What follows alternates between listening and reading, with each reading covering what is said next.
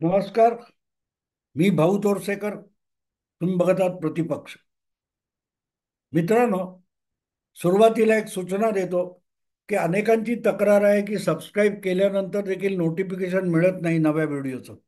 तर त्यांच्यासाठी सूचना आहे की सबस्क्राईब केल्यानंतर त्याच्या बाजूला जे घंटीचं सिम्बॉल दिसतं बेलचं, ते सुद्धा क्लिक करा. मित्रांनो, आज परत एकदा महाराष्ट्राकडे आणि महाराष्ट्रापेक्षाही मुंबईकडे वळण्याची मला गरज जास्त वाटते.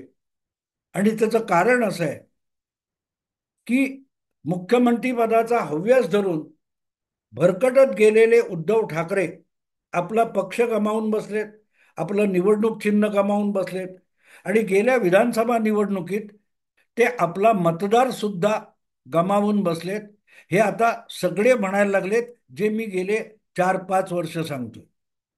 उद्धव ठाकरे यांनी ज्या प्रकारे पित्याने पक्ष उभा केला होता, त्या पक्षाची एक प्रकारे एका हव्यासापायी, सत्तेच्या हव्यासापायी पाळंमुळं खळून काढली आहेत. हे मी सतत गेली 4-5 वर्ष सांगतोय आणि आता त्याचा काय तो साक्षात्कार किंवा अनुभूती बहुतेक उद्धव ठाकरेंना झालेली आहे. कारण पक्ष तर गेला, चिन्ह गेलं आणि गेल्या विधानसभा निवडणुकीत त्यांची अवस्था जी 20 आमदारा इतकी खाली झाली आहे. आणि त्यापेक्षाही भयंकर गोष्ट म्हणजे ज्या मुंबईतून शिवसेनेचा उदय झाला आणि पसारा वाढला, ती मुंबई सुद्धा हातून जाणार का, ही चिंता आता उद्धव ठाकरेंना भेडसावते. आणि मग या दृष्टीने की चला ठीक आहे, आता झालं ते झालं, सावरलं पाहिजे. ते म्हणतात ना, सुबह का भूला शाम को आए तो उसे भूला नहीं कहना चाहिए, असं हिंदीत म्हणतात.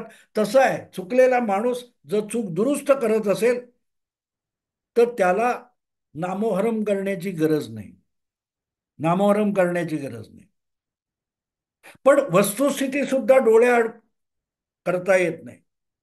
उद्धव ठाकरेंनी जे गमावलंय ते एका महापालिका निवडणुकीमध्ये परत मिळवणं सोपं नाहीये. अजिबात सोपं नाहीये.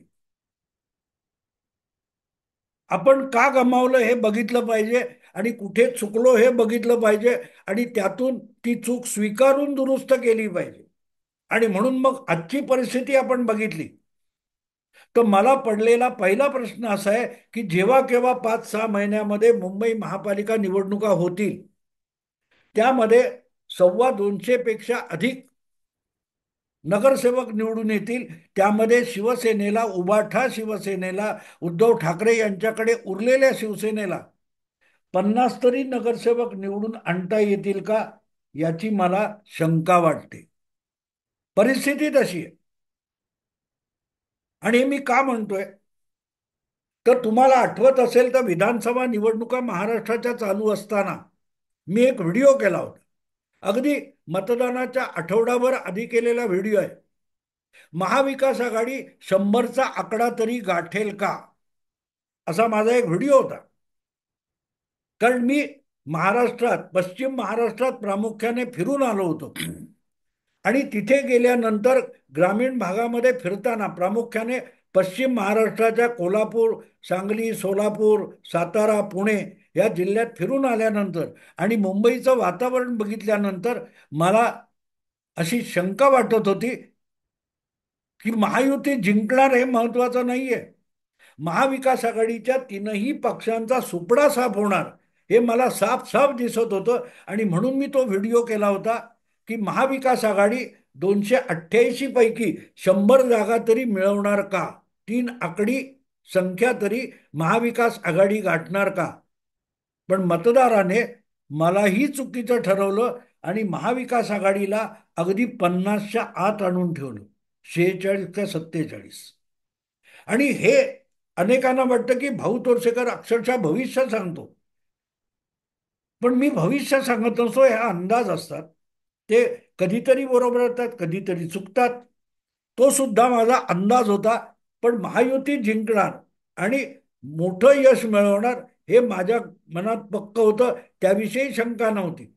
पण महाविकास आघाडीची धुळधाण उडेल असंही मला वाटत होतं. आणि धुळधाण उडेल म्हणजे किती, तर 100च्या खाली येतील असं वाटलं होतं.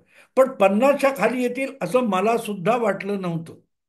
वस्तुस्थितीचं. आणि पण तो जो व्हिडिओ ज्यांनी बघितला होता आणि तो व्हिडिओ ज्यांना फार अपील झाला होता, अशा काही लोकांनी मला आग्रह सातत्याने गेले काही दिवस चालवलाय, की तुम्ही जर तेव्हा भाकीत केलं होतं, तर आता मुंबई महापालिकेच्या बाबतीत, उभाटा शिवसेनेच्या बाबतीत तुमचं मत काय आहे, तुमचा अंदाज काय?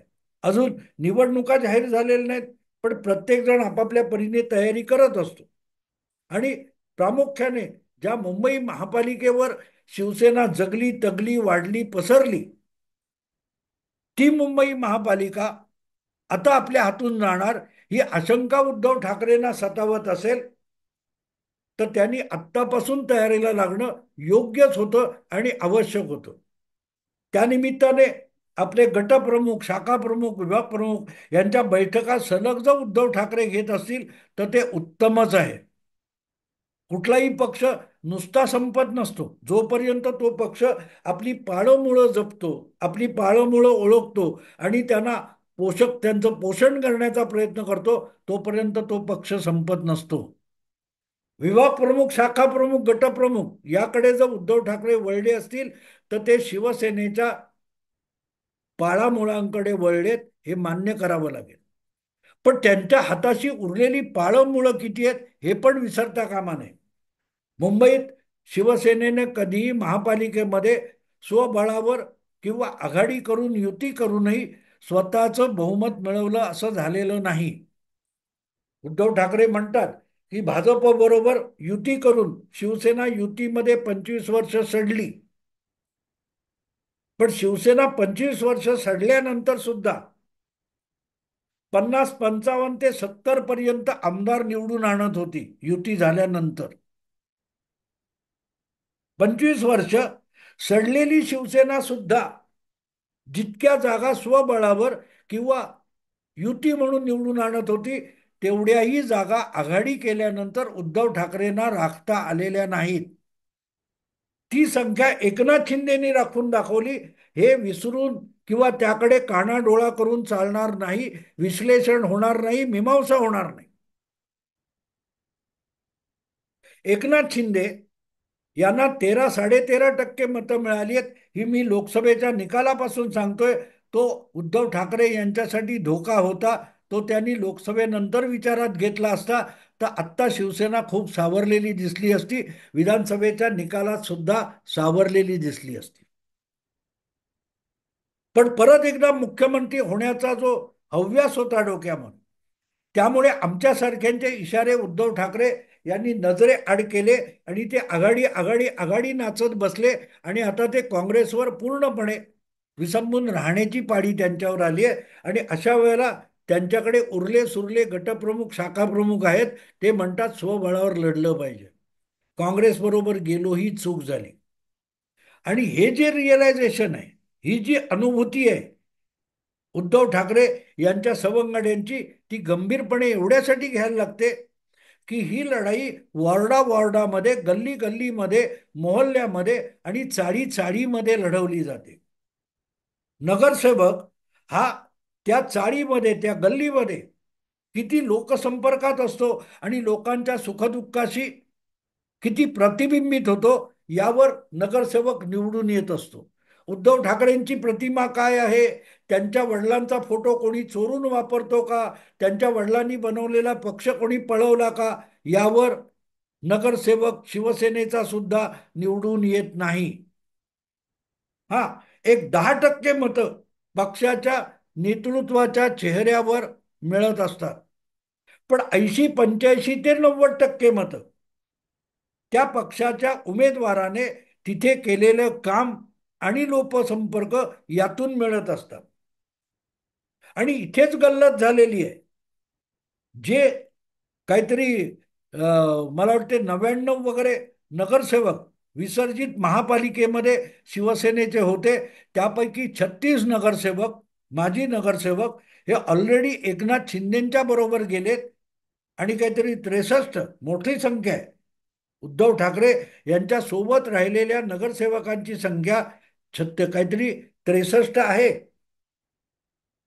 पण ते 63 नगरसेवक किंवा एकनाथ शिंदे यांच्याबरोबर गेलेले 36 नगरसेवक हे जेव्हा निवडून आले तेव्हा ते अखंडित होते. अखंड शिवसेना होती. शिवसेनेच्या दोन फळ्या झालेल्या नव्हत्या.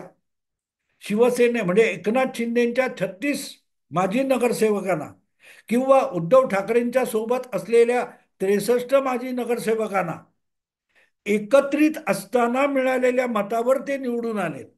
आणि ती सगळी मतं आता त्यांच्या पाठीशी असतील असं नाही. त्यातला काही हिस्सा एकनाथ शिंदेकडे मानणारा आहे, काही हिस्सा उद्धव ठाकरेंना मानणार आहे. आणि त्यामुळे एकनाथ शिंदे आणि उद्धव ठाकरे यांच्या ज्या दोन शिवसेना आहेत त्यांना गेल्या महापालिका निवडणुकीत मिळालेली मतं ही या वेळेला जशीच्या तशी मिळतील अशी गॅरंटी नाही.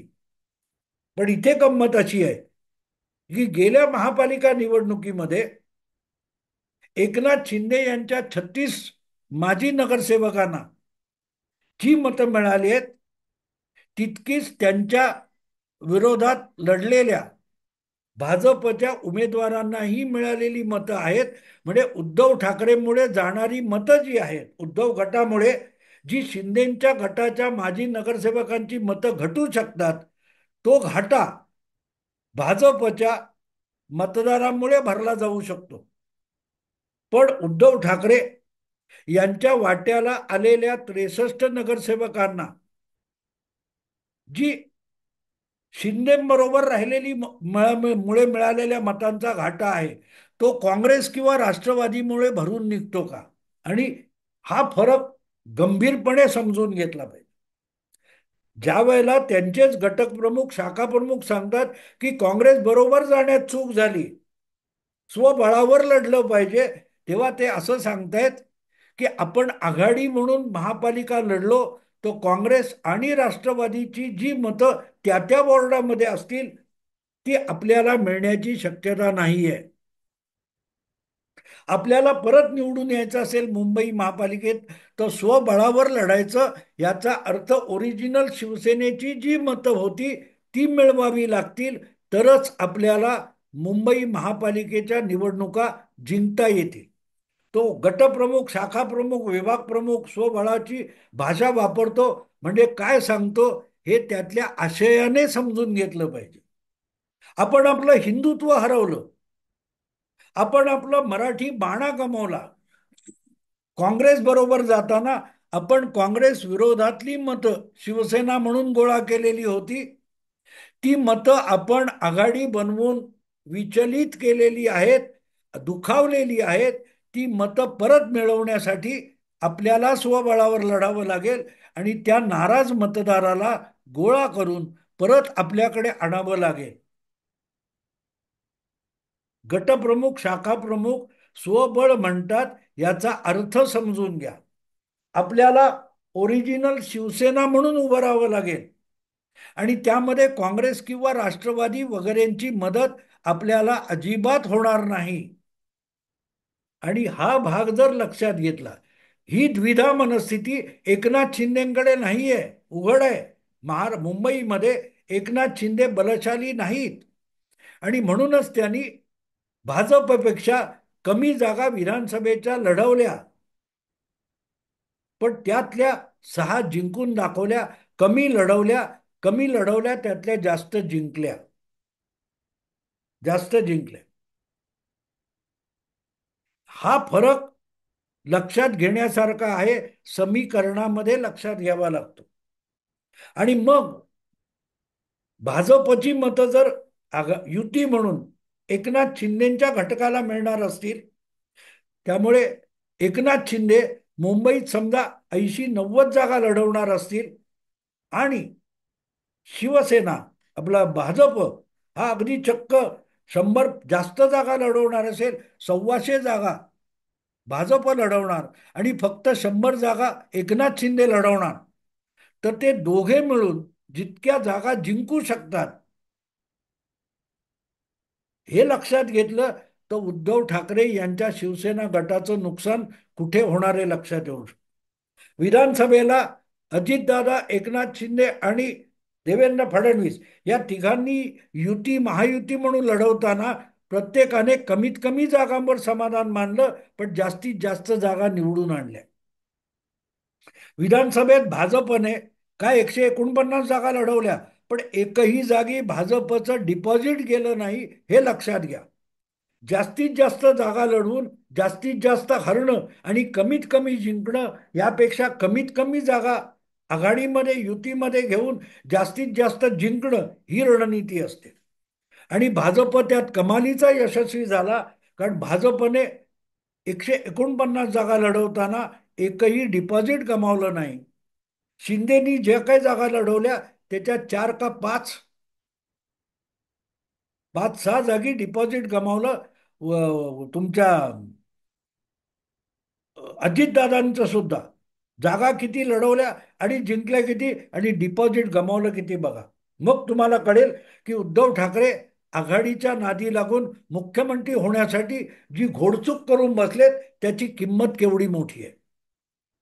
शिवसेना 250 मध्ये 70-80-90 जागा जिंकण्याची क्षमता होती. ती क्षमता आज दुभंगलेल्या आणि उरलेल्या उद्धव ठाकरे शिवसेनेमध्ये 50 जागा जिंकण्याचे तरी आहे का? काँग्रेसला सोबत घेऊन किंवा काँग्रेसला सोडून स्वबळावर शिवसेना लढणार असेल, उभाटा शिवसेना स्वबळावर लढणार असेल, तर त्या 90-100 जागा जिंकण्याची जी क्षमता होती ती निम्म्याने तरी उरली आहे का? आणि निम्म्याने उरली आपण म्हणतो तेव्हा मग ते निम्मे 40-45 पर्यंत खाली येतात. 40-45. आणि म्हणून मी म्हटलंय, जे शीर्षक आहे माझं, की उबाटा शिवसेना मुंबई महापालिकेत 50चा आकडा गाठू शकेल का? हवेत नाही बोलत मी मित्र, हवेत नाही बोलत.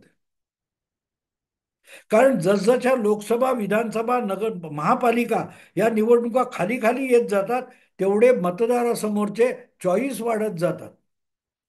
लोकसभेची निवडणूक 2 किंवा 3 उमेदवारामध्ये लढली जाते खरी. विधानसभेला ती कदाचित 4 ते 5 उमेदवारापर्यंत मतविभागणी होते.